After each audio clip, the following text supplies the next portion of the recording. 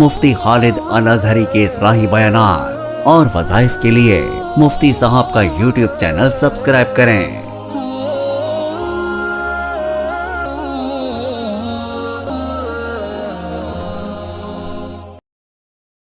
نحمده ونصلي ونسلم على رسوله الكريم اما بعد فاعوذ باللہ من الشیطان الرجیم بسم اللہ الرحمن الرحیم۔ معزز ناظرین کرام، السلام علیکم ورحمۃ اللہ وبرکاتہ۔ دعاؤں کا مانگنا یہ بندے کی عبدیت اور اللہ تبارک و تعالیٰ کی ربوبیت کی ایک نشانی ہے کہ بندہ اللہ کو اپنا رب مان کے اپنی عبدیت کا اظہار کرتے ہوئے اپنے رب کے سامنے ہاتھ پھیلائے، اس سے مانگے، اور اللہ تبارک و تعالیٰ کسی بھی دعا کو رد نہیں کرتے۔ ان دعاؤں کے درجات ہیں وہ جو میں کئی بار بیان کر چکا ہوں، لیکن چند دعائیں ایسی ہیں کہ جو اللہ تبارک و تعالیٰ سے ضرور مانگنی چاہیے۔ ان دعاؤں کا تعلق دین کے ساتھ ہے، ان دعاؤں کا تعلق موت کے ساتھ ہے، ان دعاؤں کا تعلق مرنے کے بعد والی زندگی کے لیے ہے، اور ان دعاؤں کا تعلق اللہ تبارک و تعالیٰ سے رجوع اور توبہ کی طرف ہے۔ تو انسان کو تو ہر وقت اپنے رب سے اپنے گناہوں پہ توبہ کرتے رہنا چاہیے، استغفار کرتے رہنا چاہیے۔ جب بندہ اپنے رب کی طرف عاجزی کے ساتھ، انکساری کے ساتھ، دعا کے آداب کو ملحوظ خاطر رکھتے ہوئے اپنے رب کی طرف متوجہ ہوتا ہے تو کوئی وجہ باقی نہیں رہتی کہ اللہ تبارک و تعالیٰ دعا کو قبول نہ کر دیں۔ ویسے تو ہم دعائیں کرتے رہتے ہیں، ہر وقت اللہ تبارک و تعالیٰ سے مانگتے بھی ہیں، لیکن ہمارے وہ مانگنا جو ہوتا ہے وہ دنیا کے لیے عام طور پہ ہوتا ہے۔ اللہ مجھے یہ چیز عطا کر دے، مجھے یہ چیز عطا کر دے، مجھے وہ چیز عطا کر دے، مجھے صحت دے دے، لیکن ان سب چیزوں کا تعلق دنیا سے ہے۔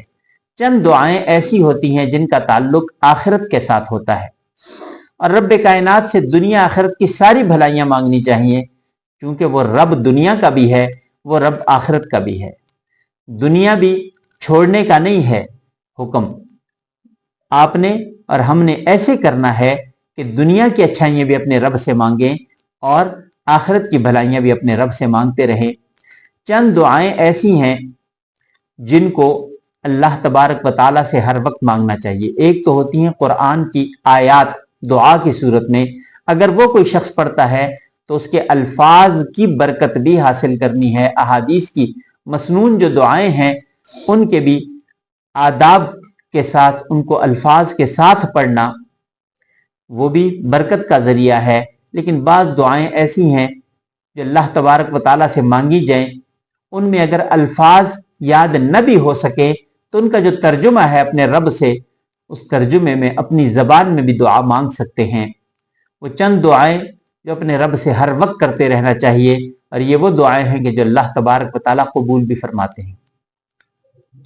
ان دعاؤں میں سب سے پہلی دعا یا مقلب القلوب ثبت قلبی علی دینک، یہ دعا اکثر کرتے رہنا چاہیے، ہر وقت کرتے رہنا چاہیے۔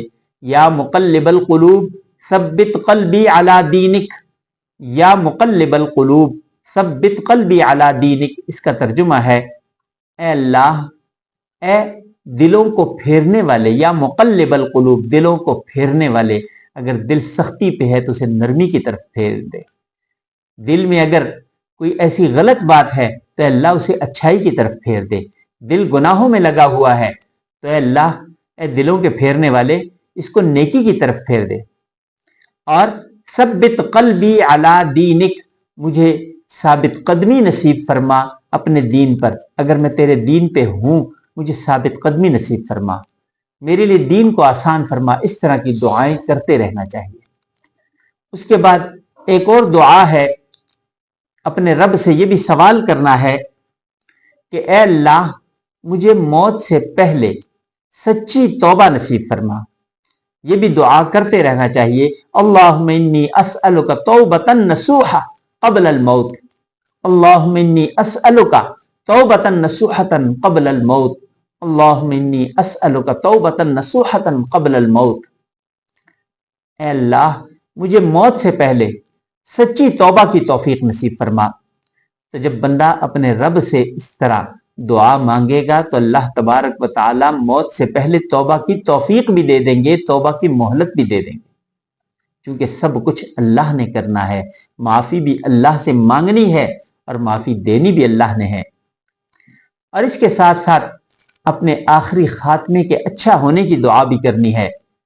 اللہم انی اسألک حسن الخاتمہ، اے اللہ مجھے اچھا خاتمہ نصیب فرما، دنیا سے جاؤں تو میرا خاتمہ اچھا ہو۔ اچھا خاتمہ کیا ہے؟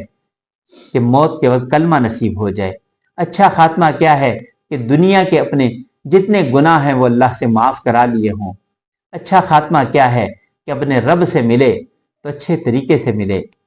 اچھا خاتمہ یہ ہے کہ رحمت کے فرشتے آئیں اور وہ اس کی روح قبض کرے اور قبر اس کے استقبال کرنے والی ہو۔ قبر کے اندر وہ فرشتے آئیں جو اس کے لیے بشارتیں لے کے آئیں، سوال و جواب میں آسانی ہو۔ یہ اچھا خاتمہ ہے۔ اس رب عظیم سے یہ دعا ہے کہ اللہ تبارک و تعالی ہر مسلمان کو اچھا خاتمہ نصیب فرمائے۔ موت سے قبل اللہ تبارک و تعالی ہر ایک کو سچی توبہ نصیب فرما دے، اور اللہ تبارک و تعالی سے دین پہ ثابت قدمی کے لیے بھی یہ دعا ہے کہ رب عظیم ہم سب کو اپنے دین پہ استقامت نصیب فرمائے۔ زندگی باقی، ملاقات باقی، وآخر دعوانا ان الحمد للہ رب العالمین۔